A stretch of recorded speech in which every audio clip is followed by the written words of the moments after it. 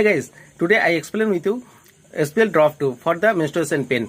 It is very good medicine for the any kind of menstruation pain. It will be cure menstruation pain and quickly and permanently.